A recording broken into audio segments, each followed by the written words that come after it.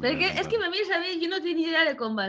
Va, sí, disculpeu, dins de les novetats repel·lents, recordeu-vos que tenim Twitter, Facebook, Instagram, que es podeu subscriure al canal de YouTube, que podeu subscriure-vos al canal de iVox i tot I el de això. Solano i Tur, que molem també molt. Però no se fa propaganda a altres podcasts així perquè a nosaltres no fem propaganda tampoc. O sigui que Vale. ni va Enric Morera ni Vicent Baidal al nostre programa. Vale. Tot i que avui parlarem de Vicent Baidal, crec. Jo, vale. Són amics meus.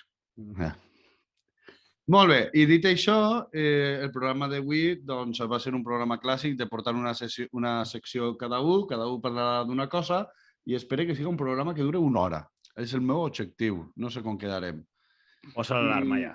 I això, i m'agradaria simplement posar l'èmfasis en que se subscriviu, que no pot ser que sempre tinguem moltes més visualitzacions que subscriptors. Està lleig. I comentaris. Clar, i comentaris, els I comentaris. la xica que guanya el calendari, si el vol, que doni senyals de vida. Sí. Esta setmana sortegem alguna cosa? Me queden 3 calendaris més, crec. Bueno, ja se m'ocorrirà alguna cosa. La direcció de repel·lents. Sí. El productor, abans de que acabi el tema... Bé, i avui la primera en parlar va ser Laura, que creiem que és una cosa que mai havíem fet res. No, no. Mai. Bueno, Laura, de què vens a parlar? Jo avui parlaré d'este llibre que és superconegut, però igual no és tradició, que és Alicia en el País de les Meravelles. Este es diu Les aventures d'Alicia en el País de les Meravelles, ¿vale? Que l'he demanat a les xiquetes i els xiquets de primer d'ESO en l'edició esta de Bromera. És una editorial emergent, no sé si la conec. Bueno, un xiste molt roïn. Bueno, i el cas és que m'està donant molts mals de caps perquè, bueno, abans que res, donar-li enhorabona a Rubén Luzón, que és el traductor, ¿vale? Perquè me pareix que ho ha fet d'una manera magnífica, des de la meva opinió, ¿vale? Humil, on destaca el poema introductori, perquè sempre el tema de la poesia, bueno, pues sempre és més complicat a l'hora de traduir i me pareix que l'ha fet rimar d'una forma amb molta gràcia. ¿Vale? L'edició no és que siga gens luxosa, ni falta que fa, és molt assequible, bueno, tampoc me paguen Bromera, no vaig a clavar-me més ahir. Que si Bromera vol pagar per a que També. promocionem llibres... I si vol que l'il·lustre també alguna cosa, també me pareix bé. Parlant d'il·lustració, això vull destacar. Una cosa que m'agrada molt que ha fet Bromera és que ha conservat les il·lustracions originals, ¿vale? A veure si ensenya alguna així. Ai, mira que bé, que m'ha tocat. On està la càmera? Bueno, Màxim em ficarà per així dalt d'il·lustracions. No, però si enfoques ahí ja me lleve faena després. No, tu després les fiques. Mentre jo parle, les fiques. Això està entretingut. Bueno, les il·lustracions són de John Tenniel, ara va ficar-ho per ahí dalt, in situ, vale. És un il·lustrador victorià, vale? Ja sabeu que tinc, bueno, ja sabeu, si heu sentit algun altre programa, que tinc predilecció per les il·lustradores victorianes, sempre parle de Kate Greenaway. El primer programa de repel·lents, el del segle XIX, Laura parla de Kate Greenaway i les demés. I Beatrix Potter, que és la del Peter, Pere, el ratolinet, no? Peter Rabbit, no? No se diu així, no? Sí, Pere Ratolinet, crec que és en valencià. És el que han fet una pel·lícula Sí, fa han fet poc. una pel·li que també està xula i tal. Però bueno, avui parlaré de Tenniel, que suposo que per això també és l'il·lustrador victorià més famós. Il·lustra este llibre, també la seva segona part, que no és tan coneguda. Fridi, tu la coneixies, la segona part d'Alicia? No. O sigui, a veure, no l'he llegit, així com lo típic és el llibre d'Alicia en el País de les Meravilles, no. Pues saps que està Alicia a través de l'espill. Sí, jo sé, o sigui, ja fins i tot a nivell de pel·lícules, bueno, a nivell, vull dir, de... Sí, això ja, sí. Disney, la més famosa. Però no ho he llegit ni les he vist, tampoc. Vull dir, jo de la típica Alicia en el País de les Meravilles, no? Rollo que Matrix ha estat treu el conillet, això sí. Però... El conillet el treuen prou, perquè, per exemple, la sèrie esta que m'agrada molt, que es diu, Màxim, com es diria? Utopia? Utopia, també és el conillet, sí. El tema és això, que també està a través de l'espill, que eixa no es coneix tant. I el cas és que era un caricaturista en la revista Punch, ¿vale? de sàtirica política i social. ¿vale? Això fa que el seu estil, així que és molt de línies negres, ben definides, que contrasta molt sobre el paper blanc, pues se veu això, se veu que fa unes expressions facials que passen un poc de rosca la realitat, ¿vale? I es converteixen més en caraces. Això es veu molt bé, per exemple, en el gat, que ara, si Màxim té ganes, va buscant-lo. L'he posat. Ah, doncs mira, que bé. Una cosa, sobre com il·lustrar, no pareix que siguin com una espècie de gravats per la forma de... Sí, però és un poc l'època. No són gravats, són tinta, me pareix. Jo diria quasi segur que són tinta. Ja, però que per l'estil, no? Sí. De tan contrastat, pareix que estiga fent un gravat, no una il·lustració. També se feia això, vull dir. Però bueno, gràcies per l'apunt. El cas és que diguen que el seu imaginari a l'il·lustrar Alicia és com molt infantil, no?, pel tema, però l'estil és molt cru, és molt d'adult, i això fa un poc de por. Vull dir, tu el veus i és un poc creepy. Però a mi em pareixen una delícia. Però és veritat que dius, jolín, està parlant de coses de xiquets, però és un poquet... Per als que escolteu el podcast en iVox, al YouTube Laura està ensenyant-nos un poc el llibre, si voleu passar-vos. Sí, no, que bàsicament que això, que és com molt realista, molt detalladet, i un conill boniquet, si tu el fas molt infantil, és boniquet, però si al conill comences a ficar-li tots els detallets, i cara de mala llet, pues ja fa un poc de por. Però me pareix magnífic, me pareix un contrast d'estos molt xulos, ¿vale? Però jo no venia a parlar d'este senyor, ¿vale? Jo venia a parlar de l'escriptor, que és... Per no parlar d'ella has estat un rato, eh? Calla ja. El Lewis Carroll, ¿vale? Lewis, bueno, també heu vist que ho pronuncia com... Lewis Carroll. Lewis, no sé. És com un Luis. És com un Luis, però en la E molt xicoteta. Bueno, el cas és que tampoc li diuen aixina. Això és el pseudònim. Li diuen Charles Ludwig Dodgson, ¿vale? Britànic del segle XIX i moltes coses més. Excepcional lògic, excepcional matemàtic, excepcional novel·lista, excepcional fotògraf i més excepcional encara, amic de xicotetes. ¿Vale? Vamos, pederasta. Calla. Suposadament. Charles, ¿vale? Escriu, és que és meravellós, escriu com si fora un xiquet de tan bé que retrata la puresa de la infància, ¿vale? La innocència, el blanc més pur de l'ànima de les xiquetes victorianes, però ho fa en una retòrica tan exquisita que no podria ser un xiquet el que ho escriu, ¿vale? Però té moltíssima gràcia per entrar en eixa ànsia de buscar l'idíl·lic, el joc, la innocència, la puresa. I això. Això què passa? Que s'oposa molt, tot va de contrastos, a la foscor estranya de les seues estranyes amistats amb xiquetes, ¿vale?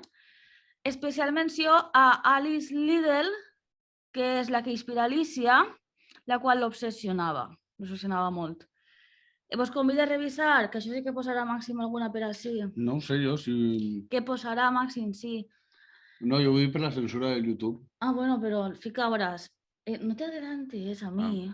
És que no t'he de contar mai més de lo que vaig a parlar. Us convido a revisar la seva obra fotogràfica, ¿vale? Ja vos he dit, excepcional fotògraf, ¿vale? També de xiquetes, i no totes vestides, ¿vale? I en quants anys estem parlant, ella? De qui? De la xiqueta, de l'Alicia. La Alice esta que comença a tindre aixina amistat, doncs, i tot això, però que després, major, es cartejaven ella i tot. I les germanes també. Vull dir que jo no conec la història. Jo no conec la història aquesta. Pues és que està molt ben documentat i a més ja va ser... No és que sigui un tabú. Ara és un tabú, és un delicte i molt gran. Bueno, a veure, també he suposat, no sabem si al final què passava, però res bo. Com a mínim, sí. Sí, però en aquella època també era un tabú, En aquella època al final va deixar de fer fotografia, ¿vale? Perquè, a veure, és que les fotografies són també... És molt bon fotògraf, però sobretot perquè és una fotografia incipient, nova, estem parlant del segle XIX, però, clar, n'hi ha moltes que estan nuetes, intenta també, ell diu que en les fotografies, evidentment, ell també intenta atrapar la puresa. Vale? Bueno. El cas és que jo no me vull clavar ara en un fangar parlant de la cancel·lació, totes aquestes històries, igual algú vol dir alguna cosa que ho diga. Igual jo faig un altre programa, però sí... M'has tirat la canya perquè parli jo de la cultura de cancel·lació? No, mai t'he tirat la canya perquè parles de res. Ah, és que com has dit, si algú vol que parli... Ara, quan acabe, si No, voleu, no perquè tinc- així ja no digo que jo sóc la que allargui la secció. Si vols, quan acabe jo... No tinc res a dir sobre la cultura de cancel·lació. Tens moltes coses, però si vols podríem fer un programa igual, no sé. Sí, És un tema delicat. Este podria ser un tema que estaria en aquesta línia, perquè jo, per exemple, jo me sent que estic recomanant i demanant a les xiquetes i als xiques que llisquen en classe a un senyor en el que jo segurament, però sí, seguríssim, prohibiria que anaren en ell pel carrer, vull dir, no deixaria que s'arrimaren a ell, sí, això segur. Sí, però bueno, estan llegint, no l'enteneu. Ja ho sé. Un altre cantar. Què diu, Freddy? Que això és un altre cantar. És que això ja... Ja, Vull dir, ja. treuríem a... Bueno, no ho sé, Igual dic una borrada, però treuríem moltes persones de cada llibre de text. Vull dir, de qualsevol i llibre. pintura, i... Ah, sí, qualsevol, dona igual. Músic... Directors de cine, actors... de cinema... Però ara és com que està molt en auge això de... Bueno, doncs ha fet això, el cancel·lem totalment. Serà un referent, tot i així, per dir l'obra de la que estàs parlant avui, no? Segur que té moltes més obres, o fotògraf conegut, o... Vull dir que el seu temps... Però me pareix un tema que això, que ara l'he volgut així treure un poquet, si algú vol mirar un poc més, però que es podria mirar de parlar. El cas, ara vos ensenyaré com l'Innocent introdueix ell, parlant dels primers versos que havia dit al principi, com l'Innocent introdueix Alicia, parlant, és que està molt bé perquè així es veu, això és ficció, és tot el país, l'Alicia ja el coneguem, tot el país de les meravelles i tal, però al principi té un poema que no és ficció, sinó que explica, a manera d'introducció, com està ell en les barquetes, en les xiquetes, rient, fent diguem, tonteries, passant-se-ho bé, serien Alicia i les germanes, i com d'ahir, d'eixa escena idíl·lica, tendra i suposadament pedòfila, naix el llibre infantil dels més famosos que n'hi haurà en la història. Però jo no puc dir que aquest home és un pedòfil, que és que m'ha sigut batxillat, però jo no me sent representar. Jo dic suposadament tot el rato. Jo també, suposadament, jo no ho sé, no ho coneguit. Vos el llig, ¿vale? Que és això, és la traducció del senyor, del xic Rubén Luzón, o xic o senyor, no sé, però és igual, que m'agrada molt, che. En la vesprada d'or llisquem plàcidament pel riu Pristi. Amb els bracets no massa destres donem impuls als rems i així les nostres mans creuen debades que van obrint-nos el camí. Ah, quines tres! Sota un oratge tan rutilant tot és a l'una. Em preguen que els conte una faula i el meu alè amenaça runa. I amb tot, què puc fer jo tot sol contra la voluntat comuna? Imperiosa, la primera diu, comencem ja l'acudit. Més suaument, diu la segona, fent que no tinga cap sentit. I la tercera en gaudeix tant que l'interromp seguit. Guanyades pel sobtat silenci, van perseguint amb fantasia els moviments d'una xiqueta que, per fer les terres d'ombria, xerrava a gust amb aus o bèsties, quasi creient que això existia. I mentre va escolant-se el conte i es va secant la invenció, la veu cansada ja els proposa que ajornen la narració. Pot ser demà, si ja és demà, criden les tres amb passió. El país de les meravelles així creixia, lentament, com un rastell de fets insòlits, i amb la rondalla ben recent, de nou posar en rumb a casa, feliços sota el sol ponent. Accepta, Alicia, aquest conte i amb mà gentil desa al clot secret on els records d'infància ens va entrenant místic tricot, com la corona de flors seques que el remou pren d'un lloc remot. I així comença Alicia. Freddy, esperava que aplaudiries tu també, saps? Hi ha un gest per així, no? En aquest programa que permet lo de les palmades. Que sí, me sona? No? Què O no? diu? No Sí, sé què mira. ha dit. Hi ha palmades que se poden Ah, posar, va, que però això no se veurà. aplaudir. Ah, bueno, sí, està a dalt, no sé si se veurà després. Sí. Bé, Bueno, dona per a possible interpretació, aquest escrit, abans de que comenci tot, un parell de moments, fins i tot en un has posat èmfasis a l'hora de llegir i se notava, no? Què puc fer jo? Ah, I les pues sigues. això no l'havia jo pillat. En plan, me dejo No, llevar. però el què puc fer jo és abans, Tu has posat èmfasis després. no, la qüestió és que són unes amistats un poquet complicades que avui en dia potser no s'entendrien que un home d'uns, no sé, quina edat tindria ell, 40 Quina o edat tindria 50? ell? Jo també ho he pensat, com a pregunta. No Home, sé, ho va fer durant molts anys, aleshores va tindre moltes No, edats. ja. Però no sé en quants anys va escriure. S'entendria diferent, no? A lo millor en aquella època. Jo t'he dit que tampoc hi havia gent que ho entenguera, vull dir. Ah, clar. Bé, si no voleu dir ninguna cosa més sobre el tema esta de Lewis Carroll, passem a la meva secció. Encara és de tornar-me a llegir el llibre. De fet, era un dels que podia llegir-me, jo ara en anglès, que us he dit que estava jo ahí fent coses en anglès. Vaig agafar un altre, però vaig estar a punt de tornar-me a llegir Alicia en el País de les Maravilles, però en anglès. Sí. Alice in Wonderland. Jo no me l'he llegit. I Alicia a través de l'espejo no ho he vist, sé que existeix i tal, però el rotllo, bueno, no he vist res. Me quedé en lo clàssic, de moment. Doncs bé, ja deixem el tema de la cultura de cancel·lació per a possibles programes, on s'informem un poc més. I jo vaig avançar i vaig a parlar del meu tema. El meu tema és...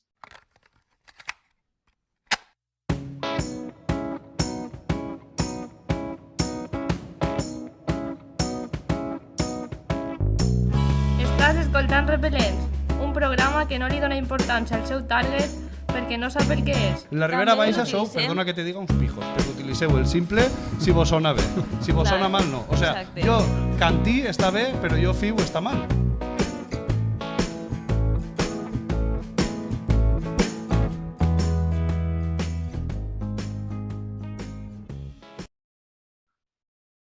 Redoble de tambors, per favor. La Reconquesta. No hi ha tambors, Eh? No llegir tambors com a reacció. També hi ha tambors ahí. Bé, guai. vaig a parlar de la Reconquesta perquè enguany, enguany no, l'any passat, sobre finals d'any, l'última setmana de l'any, ahir entre Nadal i Cap d'Any, va votar un poc una polèmica a Twitter. Jo ara que m'he ficat a tope en el Twitter, doncs, no sé com he viscut sense Twitter, també, t'ho dic, fins ara. Bé, la qüestió és que... Jo me pregunte com aguantes en Twitter, És diferent jo la meva pregunta. No, jo me pregunto com Twitter l'aguanta d'ell. També. No hi sa compte. Vull dir, te puja la tensió. Segur. Bé, però jo sols he seguit coses d'història i poc més, la veritat. No... Bé, la qüestió. Que va eixir la polèmica perquè va haver una persona, que no vaig a citar el nom tampoc, me l'ha apuntat perquè pense que no val la pena, que va escriure un article en el qual reivindicava el concepte de la Reconquesta. I a més deia que quan va estudiar a la Universitat de València, un professor que jo també vaig tindre en història medieval, que li deien Enric Guinot deia que la Reconquista no s'havia d'utilitzar perquè és un concepte fatxa. Clar, Pensava que anava a dir jo una teoria superelaborada, no, simplement és feixista. no utilitzeu punto. això perquè és fatxa. Dia. Jo crec que a mi me sona que també ho va dir en moltes classes. Bé, la qüestió és que, clar, ells ho van reduir, evidentment el que està fent ahí el professor és una provocació de tomo i lomo i ja està, ja fatxa i tal, no?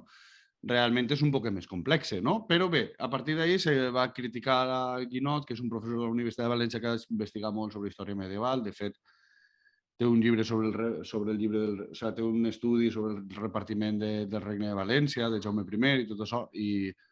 I bé, i a partir d'ahir va començar un poc la polèmica, perquè sobretot va ser quan uno dels d'Academia Play, uno del que porta el canal d'Academia Play, que per si no ho sabeu, No, digues. són uns fatxes, ja vos ho dic jo. Ara treballen en editorials, aquest. Pues les editorials que treballen en ells, altres fatxes. A veces bromera i es más pegant hòsties Una a favor, una en contra. No crec. No bromera, no? No crec, Acadèmic. no crec. Fa Bueno, vídeo. no, sé que han publicat 2 o 3 llibres, però són llibres de batalletes i... Vull dir, és una cosa de la història un poc complicada que podríem també parlar d'una altra manera de com se divulga la història, però bueno, no ve el cas. I a partir d'ahí va començar un poc la polèmica entre que diuen que la reconquesta és un concepte que està, evidentment, desfasat i que seria millor no utilitzar-lo i és que reivindiquen la reconquesta com un concepte vàlid. Bé, anem a començar pel principi. Què és la reconquesta? La reconquesta, en teoria, és un concepte que ve a dir, ve a explicar com se produeix la conquesta dels regnes cristians que estan al nord, a l'Àndalus, no? Que començaria Sí que ho has dit al revés. en la fantasia en el 722, en la batalla de Covadonga, no? Els regnes cristians estan al nord i conquisten a l'Àndalus, que està al sud. Ara sí que ho has dit bé. Al 722, en la batalla de Covadonga, i que acabaria en la conquesta del regne de Granada en 1492, que és l'any també que s'expulsa els jueus i que se descobreix Amèrica. Tot passa en aquest any. Bé, la qüestió, bueno, s'arriba a Amèrica també, això és un altre, Ai, un altre, a trefangar. un altre fangar. Bé, la qüestió és que, evidentment, les crítiques... Bueno, és un concepte també que va néixer al segle XIX, que no és gens modern. No és un concepte de l'època, tot i que sí que hi havia certa reivindicació en els regnes, no en dirien reconquesta, però sí que se reivindicaven com a que estaven recuperant per a la cristiandat unes terres que havien sigut anteriorment cristianes i no ho eren perquè eren musulmanes. No? Durant el segle XIX, que si recordeu és el segle del nacionalisme, de la construcció de l'estat-nació, es comença a crear-se el relat este de la reconquista. En teoria, en poques paraules, el que va dir la reconquista és que se recupera la península ibèrica de la invasió dels musulmans. Una invasió que va durar, en el cas de València, doncs, del 700 fins al 1238, en la conquista de València, doncs això. Una invasió que va durar 500 anys, no sé quant de temps poden durar les invasions, no? El que ve a dir és que, doncs això, que això era predeterminat que anava a ser cristià i que havia de ser cristià perquè Espanya havia de ser cristiana i que els moros són uns invasors. No? Seria un poc la teoria. Realment, ja podem pensar que això és molt més complex.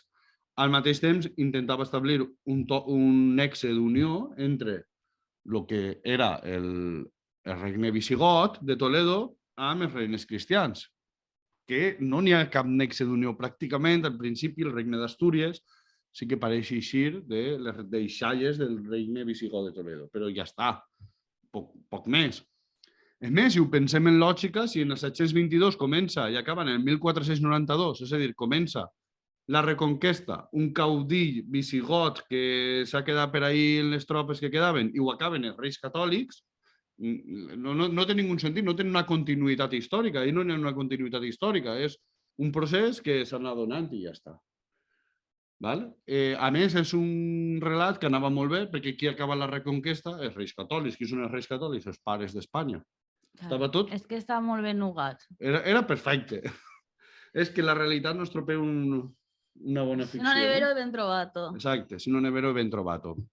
Bé, a tot això, doncs, se criticava i se critica des d'una part de la historiografia que caldria deixar d'utilitzar reconquesta perquè no hi ha una connexió entre uns reis i un altre, perquè no hi ha una connexió entre el regne visigot de Toledo i els regnes que després realitzen la conquesta de València, és a dir, Jaume I no tenia res que veure en Leovigildo, Teodorico, Recadero... Espiritualment...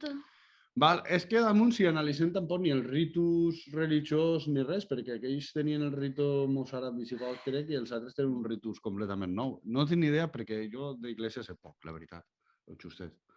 La qüestió és que a tot això, com estava comentant, se crea un poc aquesta polèmica. No?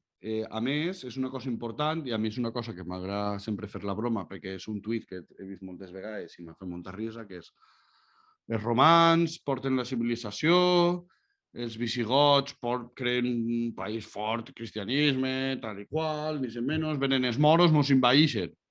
Era com tot el món havia vingut així a Aportar aportar-nos coses. coses, menys els musulmans que ens han invaït, quan realment Així en València, mare de Déu. el llegat patrimonial i cultural i gastronòmic i de més dels musulmans és immens sobre Puc nosaltres. contar una cosa que no dic un xiquet de primer? Digues. El xiquet és musulmà i li vaig manar uns que llegien uns capítols que estaven en números romans i va dir, jo és que no ho entenc perquè som oro. Jo això és Primer de- els números àrabs. Sí? No? I em va parèixer intel·ligent per la seva edat i em va dir, mira, pues m'ha fet gràcia, la veritat. Tens un positiu. Però I con bé, número palito. Con Entre palito totes te lo les voy a poner. polèmiques hòsties que caien d'un costat a un altre, d'un debat que jo pensé que no sigui gens fèrtil, perquè no se va dir... Uns argumentaven el que s'argumentava en l'Espanya del segle, en l'Espanya dels anys 60 i 70, i uns altres argumentava coses més modernes, però que són coses que estan clares i determinades per la historiografia. Avui en dia no hi ha ningú historiador o historiadora seriosa, actual, que diga que la reconquista va existir com una cosa. Altra cosa seria un debat si s'hauria d'utilitzar el concepte, no? Podem utilitzar el concepte de reconquista sabent que realment això de la reconquista pues, és una construcció ideològica del segle XIX. I també ens ensenya moltes coses. Ens ensenya a com de construir un mite i a la vegada com se construeix el mite en el segle XIX, no? Les dues coses. I també suposo que hi haurà que diran és que si sempre s'ha dit així, per què ho hem de canviar? Un poc com el tema del llenguatge inclusiu, com totes les paraules que intentem buscar perquè ens representen a tots i a totes i que a molta gent que ja la representaven abans pues, es dona igual canviar-les que no. No ho he entès? Sí. Vale, que lo queda callats. Molt bé, i a tot això, jo per a mi un film molt interessant va ser el que va fer el grup Arca. El grup Arca són uns historiadors medievals valencians, que si no m'equivoco són... segueixen en Twitter. Que si no m'equivoco són Baidal, Esquilache i l'altre... Perdona, però no me'n recordo de qui Vaig és. anar mirant tot per solucionar això. Val. Aquests del grup Arca, de fet, tenen 2 llibres publicats, també Baidal i alguns més tenen un altre llibre que està molt interessant, que es diu Pseudohistòria. Home, Baidal no té algun altre llibre, Baidal té tots els llibres. Sí, podríem dir que l'home que ho fa tot en valencià ara mateix és Baidal. El Pseudohistòria contra Catalunya, que està molt bé, que tracta de desmentir alguns mites sobre la història nacionalista espanyola, però també sobre l'Institut de Nova Història català, que també és el mateix en Catalunya, però a lo magufo. Bé, i va fer un film molt llarg que vos convido a veure en el Twitter, està molt bé, però sobretot m'agrada el... Frederic Aparici Romero, Vicent Frederic Baidal, Aparici. Ferran Esquilache Ja està. i Recerca. Vale, Recerca és que estava després i m'ha confós. Vale. Després d'aquest fil, jo, si me permetiu, llegiré un dels seus últims tuits, que per a mi està molt bé, que... Bé, és este. En la historiografia actual hi ha unanimitat sobre la inexistència del procés històric que tradicionalment s'ha anomenat reconquesta. I també n'hi ha sobre el fet que el concepte és un constructe de la historiografia nacionalista espanyola dels segles XIX i XX. Perdoneu, no era este, però bueno, també està molt bé, no? O sea, ve a dir que la reconquesta no existeix i que és una construcció del segle XIX i XX, no? Em sembla que era para como que donar-li un De poc fet, de validesa. jo sempre faig la broma entre els alumnes que és Jaume I el conqueridor i no Jaume I el reconqueridor. Que en el fons estaria tot guapo també, saps? No dones idees, que igual encara ho posen. Mireu, este és el que m'agradaria i este és molt important. Diu, de fet, la història... De fet, la història no és l'estudi del passat, com molta gent creu pensant-se objectiva. La història és la que és, se sol dir i no és cert. La història és la interpretació des del present del que creiem que va passar. I si no s'entén això, no es pot entendre res sobre el passat. És a dir, que la història és un constructe ideològic, és una literatura, perquè al fons és una cosa que està escrita, no? Clar. Escrius, I amb una hermenèutica, no? Amb Com? una interpretació. Amb una hermenèutica, fins i tot. I on la ideologia de les persones que l'escriuen, podríem dir una ideologia dominant, però també la ideologia particular de... Clar, sempre tot el que s'escriu està passat per l'òptica subjectiva, sempre. La ideologia aquesta és present. És a dir, que tots aquests conceptes són conceptes ideològics i la ideologia està en la història i també això el que invalida d'alguna manera és dir que aquesta història està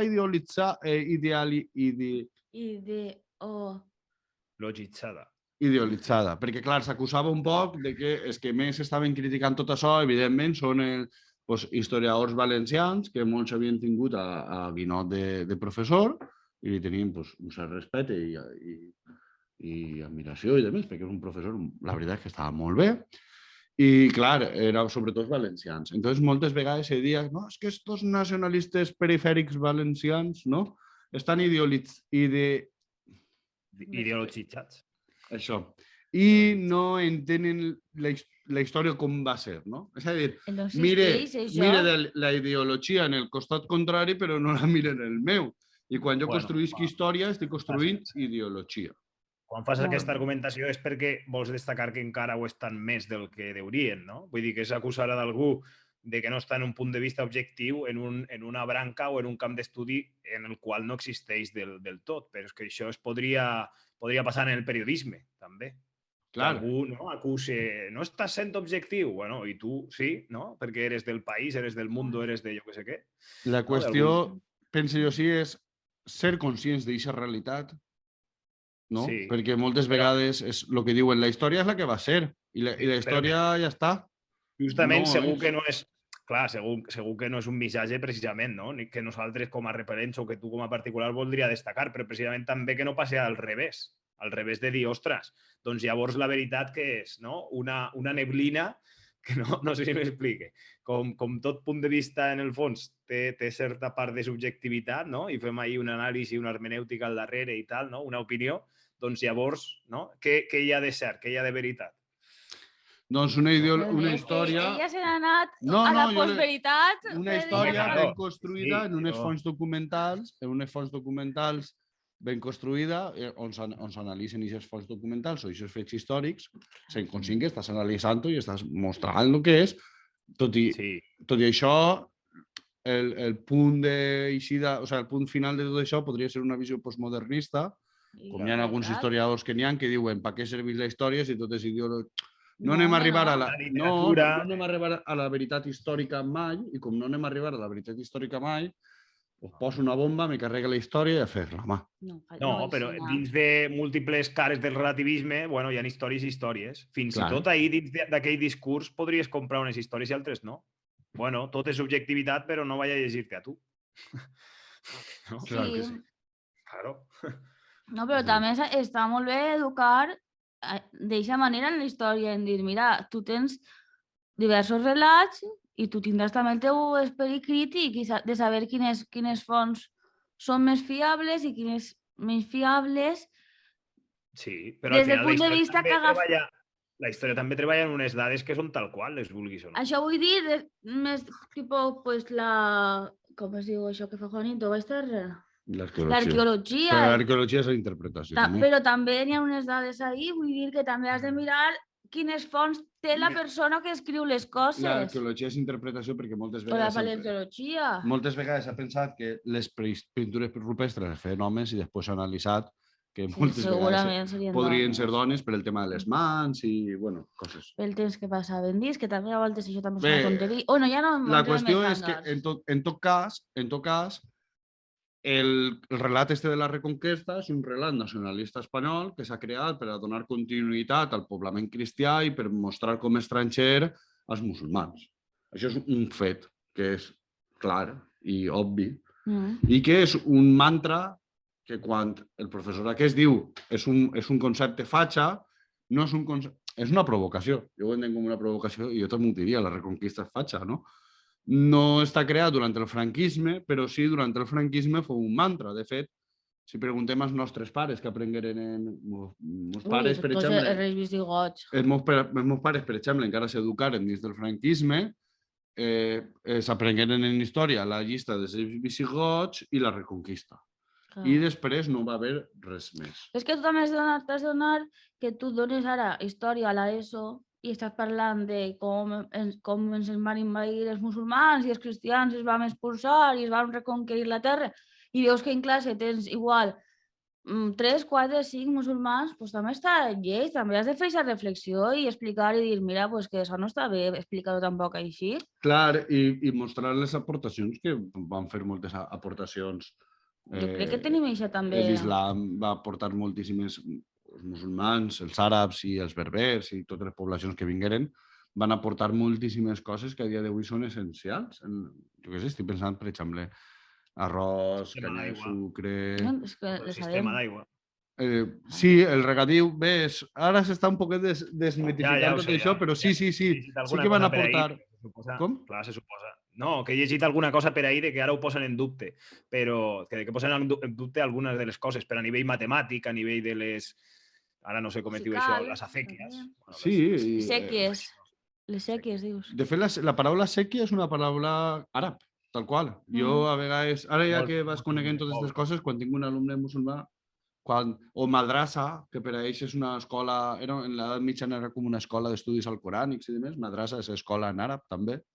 Són paraules que jo vas aprenent que són... Albufera, també, no sabia jo que Albufera era literalment un llac. O sigui, un llac. Dava el que prometia. Sí. Bueno, que hi ha moltes coses que van aportar i que realment són molt valuoses i que cal posar en valor.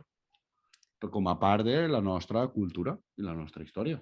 És a dir, que també va eixir la polèmica, i ara això ja acaba perquè m'estic allargant, no sé si recordeu, fa 2 anys o fa 3 anys va eixir una polèmica perquè se va llevar un bust d'Abderrahman III, el primer califa, era un bust, no sé exactament en quina ciutat estava, una ciutat andalusa, pot ser que estigués en Córdoba, bueno, tindria la seva lògica, per almenys, Pot era la ser. capital de l'Àndalus. Se va llevar perquè Vox va fer molta pressió perquè se llevara.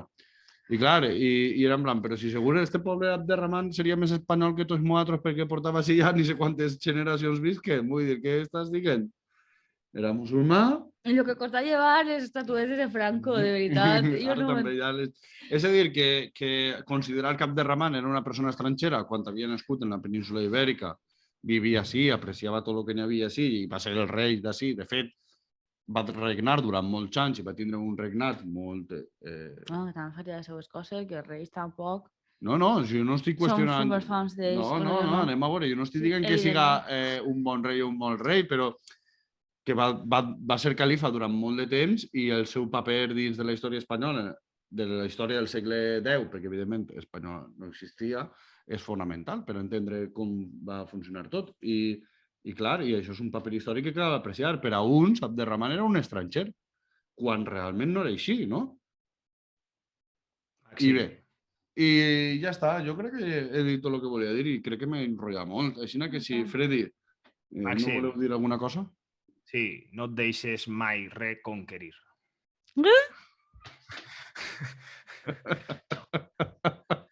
Però està Ricardo. Vaig a fer jo un acudit, que aquí ho Que fem Ricardo. Que va molt bé per al teu tema. Que de totes Exacte. formes, jo he de dir que és un poquet el relat popular de la història i que són coses que a poc s'han d'intentar canviar en la mentalitat de la gent. És que si no, 9 d'octubre què fan? No, jo ho dic...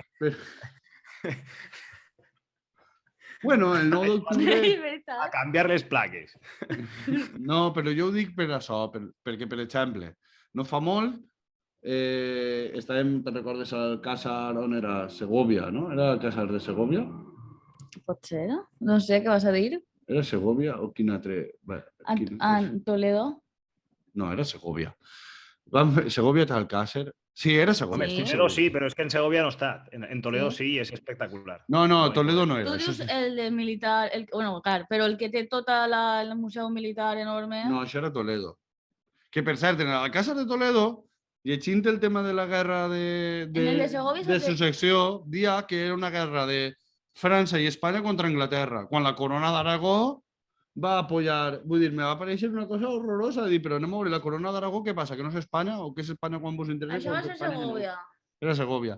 Allí... Que allí vas n'hi havia- enfadar molt per lo dels reis catòlics Home, i és que tot. estic a punt de pegar-li I tota hi havia la ceràmica vida. valenciana. No, anava a la típica sala on estaven tots els reis i dia la dona, Claríssim. mira, això és rei de Castilla, i a partir dels reis catòlics són tots reis d'Espanya. I tu dius, bueno, Si van a la bandera d'Espanya i la guia turística, què vols? anem a tindre un poc de prudència perquè la corona d'Aragó i els reis de la corona d'Aragó, el regne de València era completament independent i tenia, vale, compartien un rei i compartien moltes coses, però no tenia res que veure amb l'altre, no? És a dir, això és el relat. Els reis catòlics creen Espanya, punto. I han reconquistat tot, que començant Pelayo.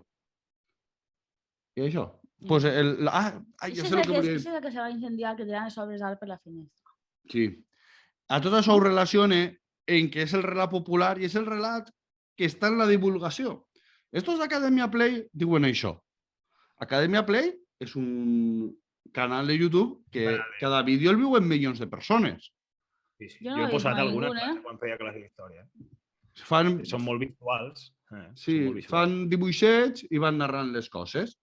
I l'han vist milions de persones. Ah, pues jo sí que sé Milions qui de són ja. persones tenen el concepte de reconquista, de moros, perquè ells diuen moros, no diuen musulmans, no, moros, pam. I aquest és el relat que la divulgació està guanyant. Un relat ranci nacionalista espanyol que porta des del franquisme. No sé... També te dic una cosa, Màxim. Una cosa és denunciar que diguin una sèrie de coses que no siguin correctes o amb un llenguatge que no sigui el protocolari, fins i tot que sigui negatiu, no? Com a mínim, per no dir una paraula pitjor. Però d'ahir a que se queden, o sigui, el que se transmet, sí, però en general té la marinera. Ja, bueno, sí, no? Però sí, però tenen milions de reproducció. I jo també he escoltat podcasts, molts podcasts d'història, que al final se deixa d'escoltar perquè dic que són uns fatxes, és que estan dient unes fatxeries que no són normals, que si la imperofòbia, lo de que a Espanya m'ho tenen mania tot el món i que Espanya ha portat la civilització a Amèrica, totes aquestes coses les traten així tal qual. I tu dius... I jo me faig una pregunta que vaig fer en Twitter i... I es va fer viral? No, això no. Que era, estos podcasts, canals de YouTube són fatxes des de l'inici, estan programats per ser fatxes o se fan fatxes per el públic que reben i les interaccions que reben. Vull dir, tu t'adaptes al final, nosaltres no s'adaptem perquè com mola bufa, en tot el respecte... Tenim menys visualitzacions i ja vam dir des de l'inici la nostra posició. No, vull dir que a nosaltres mos la bufa perquè ningú de nosaltres cobra per fer això i mos dona igual tindre 100 que 1.000. Ells no. Ells volen tindre milions. I per arribar a aquests milions, què he de fer? I és un poquet això. I vaig a parar ja, que s'està fent tardíssim i jo volia que el programa durés una hora i jo estic mitja hora així parlant. Després te tallaré. Que Freddy, comença tu. Exacte, després te retallem i ja està. Bueno... Me retalle jo, perquè vosaltres no diuteu mai, cabrons. És veritat, és veritat.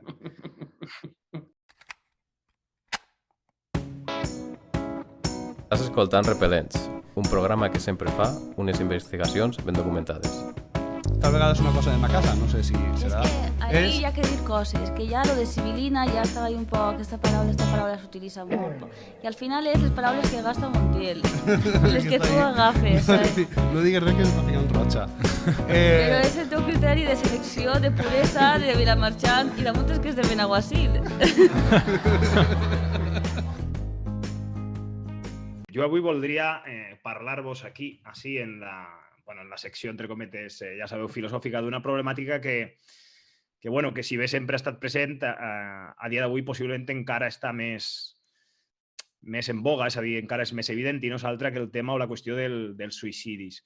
De fet, fa un moment, fora de micro i de càmera, ja ho he comentat, per això de parlar-ne un poc, com sobretot en la franja que va més o menys des dels 15 als 29 anys ha pujat i també una mica menys. És a dir, tota l'adolescència i tota la població jove ha pujat tant fins i tot la realització efectiva del suïcidi com fins i tot els intents o fins i tot qüestions com la depressió, l'angústia, l'ansietat, etc.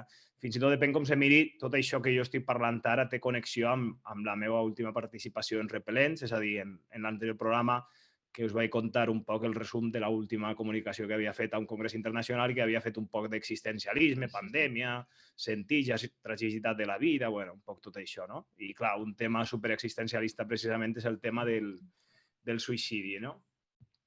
Dit tot això, fa poc s'han publicat noves dades, tot i que no paren de publicar-se, d'estudis, per exemple, del Consell General de la Psicologia d'Espanya, o el Ministeri de Sanitat, que ha publicat dades en relació a l'any 2020, a l'any 2021, i com es veuen que van ascendint aquestes dades que us dèiem, no? Llavors, per exemple, només vaig a comentar algunes per qüestió de temps, però es diu que més o menys al voltant del 15,5%, 15,5%, en general, de la societat o de la població espanyola, diu que ha tingut idees suïcides en algun moment. I es fa més greu aquesta dada perquè pràcticament passa a ser un poc més d'un de cada 4, estem parlant de 25,7, tinc quasi les dades perquè si no me'n recordaria, 25,7 entre els joves de 18 a 25. És a dir, 1 de cada 4 o un poc més, no? És una burrada, depèn com se miri. O el tema de les hospitalitzacions per autolesionar-se. Entre els 10 i 24 anys, també es deia en aquests informes que us estava portant jo, que s'ha quadriplicat. S'ha quadriplicat des de l'any, diguem-ne, 2000 fins al 2020. És cert que han passat 20 anys, no? Bueno, nosaltres tres justament estem o treballem a l'àmbit educatiu i jo aquest any ja sabeu que estic Bueno, igual no estàs en aquest àmbit d'edat. És educatiu, però, bueno, sí, tinc algun, no? De 18 a 25 o 29 anys tinc alumnes, però és una altra realitat, evidentment, no? Ara, jo l'any passat, per dir una cosa relativament recent, jo vaig trobar-ne casos, no vaig a dir de suïcidi, vaja, perquè no seria just, però sí d'autolesions, per exemple, que les acabo d'anomenar, no? Com és una qüestió que va a l'alça, vaja, o problemes en relació a l'ansietat o a la depressió. Bueno, llavors, jo comentaré coses, com us deia, que realment ja vaig parlar en l'últim programa, ho tractaré de connectar, i el tema del suïcidi jo crec que és una cosa que ens pot fins i tot permetre fer un poc de diàleg o de debat entre els tres, vull dir que això sempre és convenient, jo crec, en un programa com el nostre, però sobretot jo el vull treballar des d'una vessant, des d'un costat més sociològic. Més enllà de donar típiques definicions de què és el suïcidi o de com ha sigut vist al llarg de la història, no? Com, per exemple, les religions doncs, moltes vegades no l'han aprovat. En canvi, a dia d'avui, de vegades, si ens diguéssim com vols morir, doncs moltes vegades diem, mira, jo me poso a dormir i no enterar-me de la mort o fins i tot un suïcidi assistit, que ja sé que és una expressió una mica curiosa, vull dir, perquè m'entengueu, no? Una cosa, busquem pal·liar els dolors i mitigar tot allò que tingui a veure amb el patiment i tal i qual, i llavors marxar d'aquesta vida de la manera menys dolorosa possible. Doncs sempre tenim aquest tipus d'exemples de l'Església Catòlica o de l'Església Catòlica Romana, que si el pecat, que si tal i qual. No obstant això, no sempre ha estat vist des d'una visió històrica com una cosa de pecat. Jo que sé, en l'Imperi Romà sí estava consentit, màxim amb això també ens podria il·lustrar prou i fins i tot de vegades, vull dir, en el sentit que eres d'història, Màxim, no posaré aquesta cara, i en el sentit que de vegades fins i tot era vist com un acte, si no heroic, o honroso. O sigui, això més que res en el romanticisme. Jo estic pensant, a més, la cultura oriental japonesa era molt comú que si un general havia perdut o havia mort, o sigui, havia perdut en deshonra o algo, se llevarà la vida i era la cosa més honrosa que podria fer. És a dir, que és una construcció social, també. Efectivament.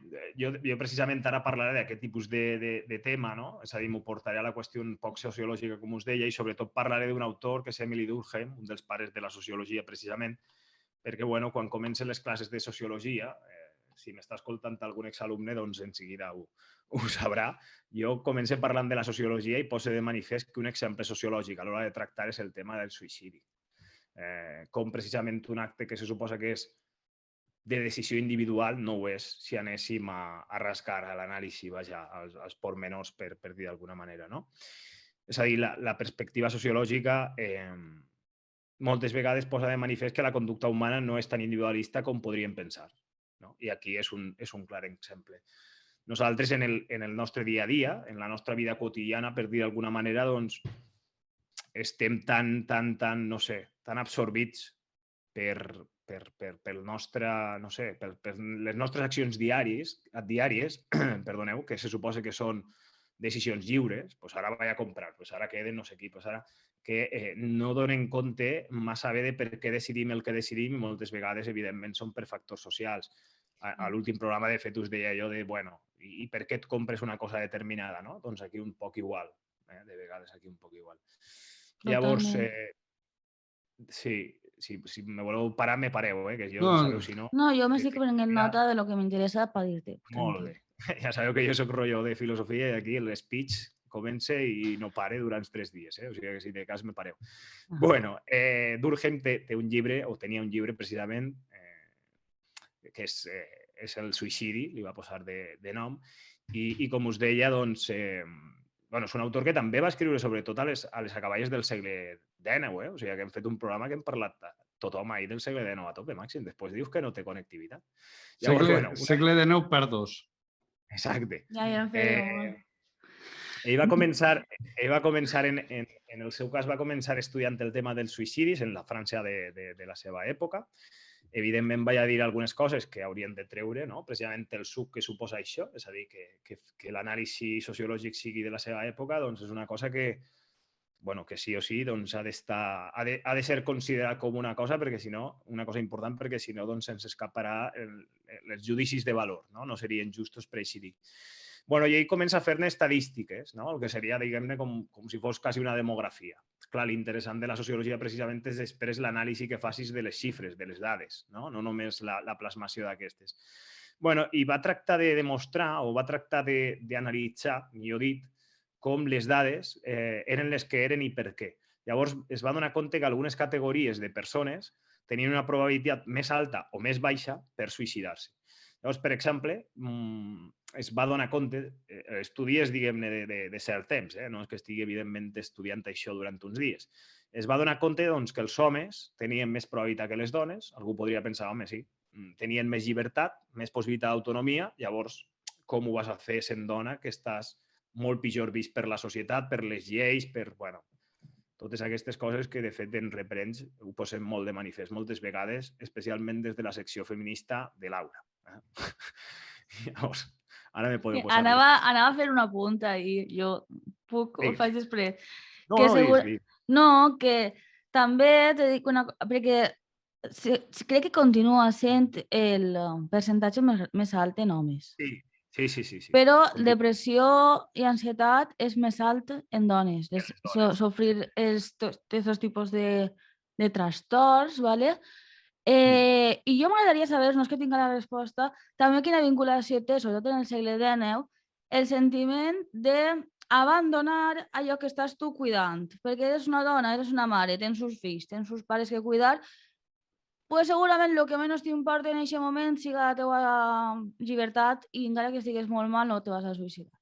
Perquè tenim aquesta cultura de cuidar. I no anem a abandonar. Igual els homes, saps? Tenien més fàcil de dir, mira, acaben tot. Totalment. De fet, ho deixé ahir, però no ho sé. Sí. Jo també penso que va per ahí, perquè precisament jo he comentat la primera categoria de persona, que crec que és l'expressió que he fet servir abans, i la segona va en relació a les religions, o no ser religiós, vaja, i també passa igual, no? És a dir, una persona, per exemple, protestant, una persona atea, tenia més probabilitat que no una persona catòlica o una persona jueva, per dir coses del seu estudi tal qual. És que era horrible. O una persona soltera té més probabilitat que una persona casada en la seva època, no? També. Per això que deies tu de cuidar d'algú o no? Llavors, el rol aquest de dona, creient i mare, per exemple, les probabilitats eren molt poques. I creient és que era un pecat horrible. Si creies en el cel, ja no anaves a anar mai al cel, no anaves a estar ni en Terra Santa, t'anaven a enterrar en qualsevol altre lloc. Des del catolicisme, jo no sé, això suposo que funcionaran per l'estil. És que, vull dir, no hi havia aquesta possibilitat. Era pitjor que qualsevol cosa en el món suïcidar-te. Sí. I entre rics i pobres, què penseu? A priori... Però segurament els rics no suïcidarien més. També un poc igual pel mateix, no? Màxim? Jo penso que suposo que se suïcidarien percentualment parlem, perquè evidentment rics n'hi ha menys, se sucederien més entre els rics que entre els pobres, perquè els pobres estaven més ocupats en treballar i intentar Sí, tenir una vida que- més digna i els rics, pues, com podien pensar i de més. I també que el discurs a la gent pobra tota la vida ha sigut bé, estàs patint en vida, però el queda el regne del cel.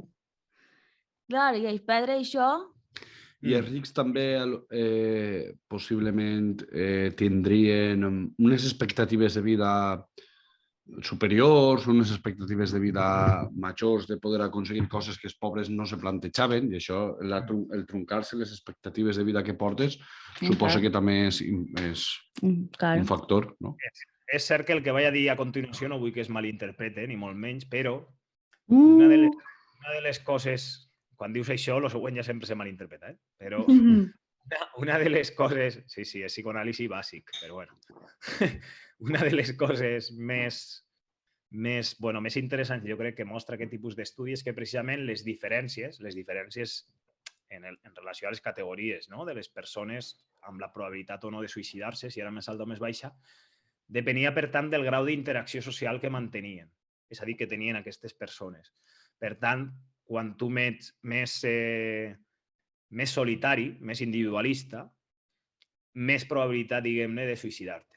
Per tant, la riquesa no vol dir precisament això. Moltes vegades hi ha persones riques que, evidentment, gaudeixen d'una popularitat impressionant, no? Però en els pobres, els lligams se suposa que eren més forts. No que tinguessin més o menys lligams, sinó lo fort que eren o no eren, vaja. Llavors, a l'últim programa que vam fer en la comunicació, jo us vaig comentar que, a dia d'avui entenia que la societat era, evidentment no només ho entenc jo, que la societat és profundament individualista, solitària, i que moltes vegades el problema és d'aquest estil. Jo no vaig anomenar el suïcidi a la comunicació, però sí, per exemple, la depressió, l'angústia, l'ansietat, aquestes qüestions sí. I vaig dir que, precisament la pandèmia els havia posat més de manifest o havien crescut possiblement perquè, clar, moltes de les feines, molts dels treballs precisament són operatius. S'ha perdut el contacte amb la natura, si ja hi havia poc, i totes aquestes qüestions no han fet més que veure's afectades per la pandèmia. Sempre fent un poc abstracció, més enllà dels casos, diguem-ne, de certes qüestions genètiques, no?, que sempre també hi ha un perfil ahí. Comentar-vos també que... Disculpa, Freddy, això me recorda a quan normalment se parla de la revolució industrial, se parla que un dels problemes que va tindre és el problema de desarrelament o també familiar és a dir, tu passaves de viure al teu camp on treballaves uns dies que el treball en el camp era duríssim i tal, però si plovia no treballaves, quan se feia de nit no treballaves. La teva família era molt extensa, eren els teus germans, els teus cosins, se creaven uns arrels familiars molt grans, i quan se'n va a la ciutat i la gent comença a treballar en les fàbriques, les famílies són nuclears, és a dir, pare de família, família, pare, mare, fills, i damunt el treball és més inhumà. Vull dir que unes condicions que s'han perdut, sobretot per el tema del desarrelament i també perquè al camp la vida era més gratificant. Tu plantes una cosa, creix, mentre que en la ciutat tu estàs apretant un tornillo que fa no sé què i ja està, i te passes la vida fent això. Jo hi voldria dir també que no és només estar acompanyat o estar sol, és que avui també estem molt acompanyats i estem sempre rodejats de gent, però el ritme que va la vida i el ritme que ens movem i que cada un va mirant per ell, al final és com si estigués moltes voltes sol. Saps què vull dir? Totalment. De fet, jo amb això volia ara lligar un poc una cosa de l'estudi, és a dir, vull fer com un paral·lelisme. La societat de Durkheim i la nostra ha canviat, evidentment, faltaria més, no? Vull dir, no vivim en el mejor de los mundos possibles, però hem canviat i algunes coses... Vivim molt millor que en el segle XIX, això no ho poso de dubte ningú. Efectivament. Però ell ja... O sigui, ja depèn com se'n miri, jo he dit aquesta idea ja, però no voldria deixar-la de tornar a dir amb unes altres paraules. És com que el grau d'autonomia, en la mesura en què és més elevat, implica, diguem-ne, una integració social menor. És a dir, a mesura de més autonomia, menys integració social. Llavors, el que contribueix és a que el suïcidi sigui o pugui ser És que jo crec que hi ha molts factors. Ho dic per lo de Laura, no? Depèn com se miri, vivim en una societat que se diria, com a típic missatge, com a mantra que deies tu abans, Màxim, que és autònoma, no? Que és autònoma, que és... No? Però depèn com se miri, en canvi està creixent aquest sentiment, les autolesions, la idea aquesta del suïcidi, no? Bueno, el que passa ara, depèn com se miri, l'he comentat abans amb una sèrie de dades. Nosaltres, quan dic nosaltres, aquí sí que m'estic referint a persones com nosaltres tres, des de l'àmbit educatiu, jo crec que és des de la vessant aquesta, des de l'entorn escolar, o les famílies, o fins i tot les dues coses, evidentment, no? Les famílies i l'entorn escolar, jo crec que tenim molt a dir en el sentit de que podem ser àmbits en els quals detectar aquest tipus de senyals d'alerta. Ara s'estan fent protocols per avorrir i estan arribant a centres. Segurament, mentre us estic dient això, o us han arribat o dins d'un temps us arribaran, etcètera, per allò de, jo que sé, conductes autolesives, que abans també les he comentat, o no? Prevenció del suïcidi, tal i qual. Però la formació de càrrec del professorat doncs, probablement està un poc per l'aire. No? Moltes vegades ja hem arribat a dir així en aquest programa allò del tema de les malalties o els trastorns a nivell mental o la qüestió tota aquesta de la intel·ligència emocional, que moltes vegades està un poc oblidada. És cert que el profe, nosaltres ho sabem, al final fas allí d'infermera, fas allí de psicòleg, fas allí de... No? Un poc de tot. I després poses Academia Play i així que vagi al vídeo. Que hace el espíritu nacional. Mira, vaig a dir tres coses que és impossible. A veure, jo vaig fent com a professional i jo crec que en major o menor mesura tots fent. Però primer està el tabú. Que aquesta persona no va demanar ajuda de manera fàcil perquè és un tabú. Després està que també hi ha una sanitat pública on dona una accessibilitat bona a la psicologia i a la psiquiatria. Tot i que això està canviant, Això està canviant. Vull dir, el sistema públic no és el de fa 20 anys, Laura? Si nosaltres érem crios. Ara, bueno, jo t'ho dic, Sí, igual, vull dir, va ràpid, però igual la segona cita en el seu psicòleg és així... Fan falta 6 mesos. Molts diners. Sí, això per suposat, no ho negue. El que dic és que, menys mal que està millorant també això, Espera, que no he acabat, volia dir 3. I després també estan les ràtios, que és el de sempre. Si tu tens una cria que és la que té aquest problema o un crió que té aquest problema que tu li veus que no acaba d'estar en una classe de 24 on hi ha 10 assalvatjats, on hi ha 5 més que tenen un problema igual, més de que no estan quiets perquè és més un TDA, com es diu? TDAH. La dislexia, lectoescritura... I al final hi ha una xiqueta, o xiquet, dic xiqueta perquè és que la veritat és que la majoria de casos és quasi la que no t'entenes que està allí perquè solen ser més reservades, perquè és un problema que també afecta molt pues és que no te dona la vida, m'entens? Al final també parlem del mateix. Jo, en quant al tema del tabú que has dit, no sé si igual és la meva experiència, no sé, però jo moltes vegades, quan he sentit parlar de suïcidi, sempre he sentit la frase de pareixia una persona normal, pareixia que tot anava bé. No, en el sentit de que no estava malalta. No, està clar que estava malalta. O no rebia assistència, simplement, per el tema del tabú que esteu dient. I el tema un dia se va suïcidar. De culpabilitzar, no, és que s'ha suïcidat, no, a veure, i que la culpem de que s'ha acabat la vida. No, doncs mira, el càncer el fa matar, un accident de cotxe el fa matar i una depressió el fa matar.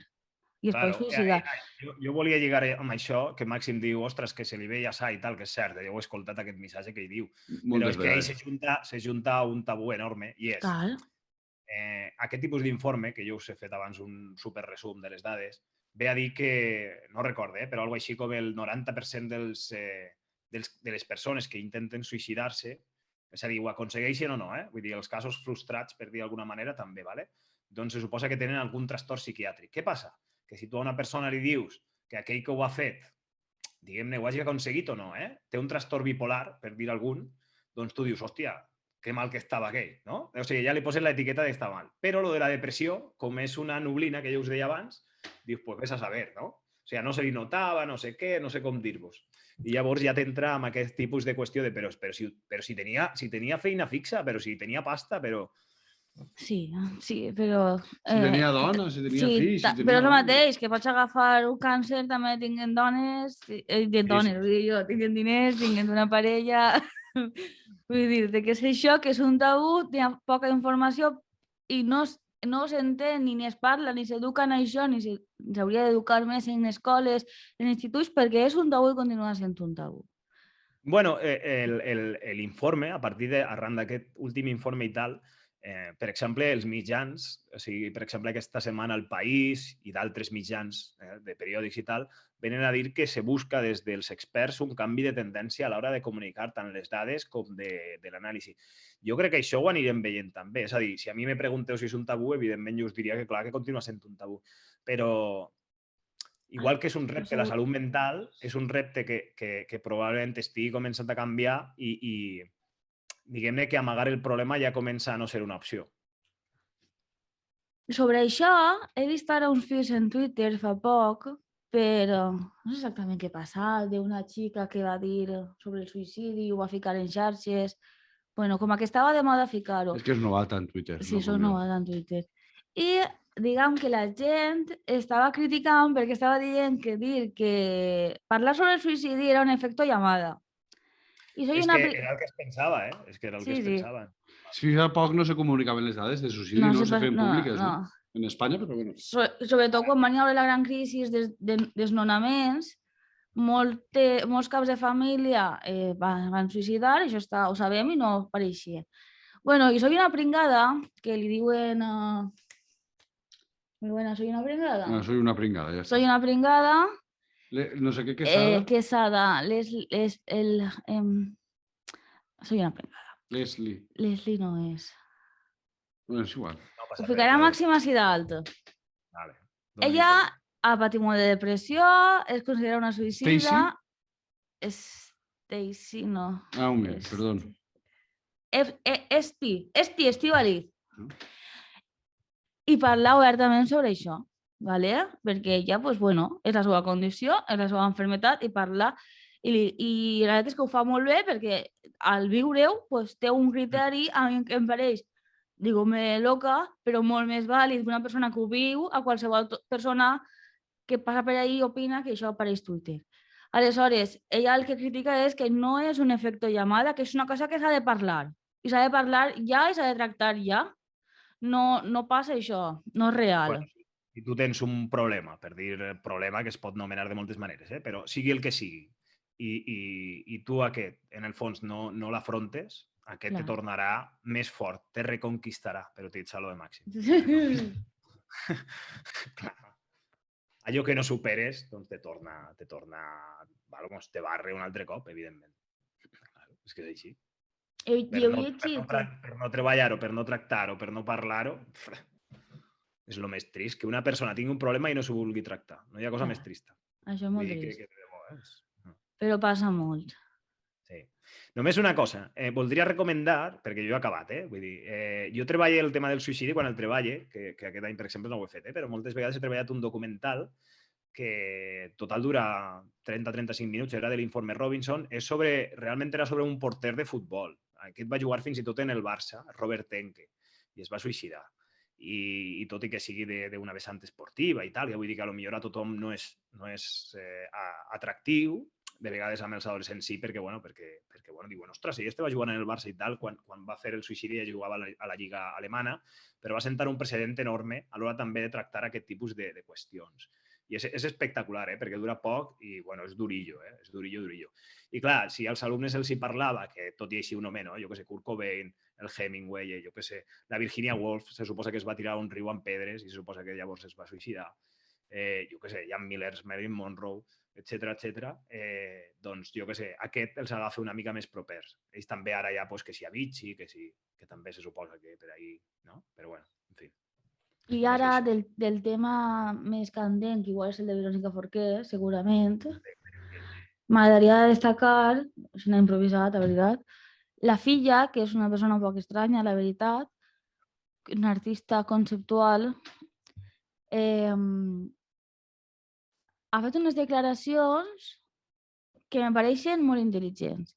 Perquè en compte de culpar a la mare d'haver-la abandonat, que és el que es sol fer quan una persona es suïcida, respecta la seva decisió com a persona de decidir quan donar fi a la seva vida. I jo crec que per ahí van les coses també. Bueno, un Que- poc el que havia comentat a l'inici, Sí. no? De si ens preguntessin com morir i tal. Clar, sí. Per què estàs buscant a Kurt Cobain? Mira, Màxim és que de sobre el suïcidi de Kurt Cobain Es va suïcidar l'any que vaig Eh, néixer jo, crec. bueno, s'ha parlat molt de la culpa que va tindre la dona, de que la dona no sé què, però- Courtney Love, és que no hi sia. I l'altre dia vaig estar escoltant que, això ho estic dient així no un tir a l'aire, però crec que Un tir a l'aire. Se nota, s'està notant perquè vas ahir a poc i exacte, un tiro a l'aire. Courtney Love va ser com una de les persones que més se va enfrontar o més va denunciar en el seu moment el tema de Harvey Weinstein i tot això. En plan, com que era una actriu, perquè també va ser actriu, que aconsellava a altres actrius pues no estar a soles en el Harvey Weinstein, bueno, que tot el món sap qui és, que està en la càrcel per 50.000 abusos de tot. I era com l'Isla Lohan, era com... Courtney Lindsay Lohan. Courtney Love, esta era com una de les que va denunciar això i se comentava pues, que un poc la mala... La fem fatal. Exacte, que la idea és que se mos ha venut de fem fatal de que per culpa d'ell se va matar el seu home, pues segurament està darrere de moltes drogues, de també totes- te dic. Sí, segurament. però també depressió. darrere d'això, de que és un poc com un castig a que ella va ser una de les poques que se va atrevir a denunciar i ses barbaritats. És un bon fangar per observar que estem acabant. I és Tal que no sé qual. on ho vas escoltar, però possiblement ho escoltara en l'últim programa de Terrible Visió o uno d'estos, me pense. Ah, molt bé. Solano i tu no fa parlar, però de... Escolteu Terrible Visió, que està molt xulo, a mi m'agrada molt. I la veu en off. Estan els dos programes molt bé, en valencià, sobre pel·lícules. I també he de dir una cosa, que estan havent un munt de podcast en valencià. Igual per això estem perdent quota share, dice. Ai, no, però n'hi ha que compartir i ser solidaris igualment. Abans has dit que no t'importava el número de persones. No m'importa, però que dic jo que està molt guai, que està havent una oferta enorme i està molt xulo tot això. Doncs bé, en el tema del suïcidi, alguna cosa que vulgueu dir? Jo he dit el que volia, m'agrada molt la secció, Freddy.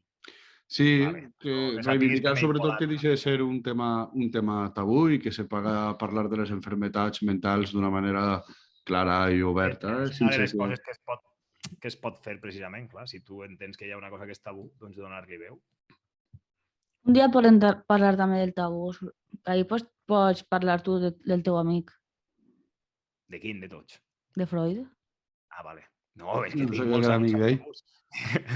No sabia que era amic de Freddy. Sí, evidentment. Doncs bé, si voleu, deixem així el programa, que al final ja crec que serà 1 hora i mitja, segur, la mare com ho va parir. I diem, ara que no estarà Ricardo serà més ràpid. La culpa no era de Ricardo, era de Moandre, no? Treu l'inici, que ja no m'he enterat i ja està. I El fals doncs inici. bé, gràcies per escoltar-nos a tots. I a totes. Exacte. Que ens doneu a seguir en totes les xarxes socials, que estareu atents de les nostres novetats i que intentarem, esta vegada sí, un programa al mes fins a juny o així, no? Intentar fer 5 o 6 esta temporada, per almenys. Hasta que el cuerpo aguante. Per lo menys m'agrada. Doncs bé, moltes gràcies per escoltar-nos. Si heu arribat així, sou uns campions. Per cert, el calendari què fem? El mateix sorteig. A veure si esta vegada donem. Va, a veure, que comentem calendari i enviem un calendari. Vale, però què han de comentar? Calendari? No. Algo més. No Han de sé. posar Durkheim, Reconquesta, O Alicia. Alicia. Alicia. Alicia en accent en la primera I, València. Doncs bé, moltes gràcies per escoltar-nos. Gràcies. Vinga, adeu. Adeu.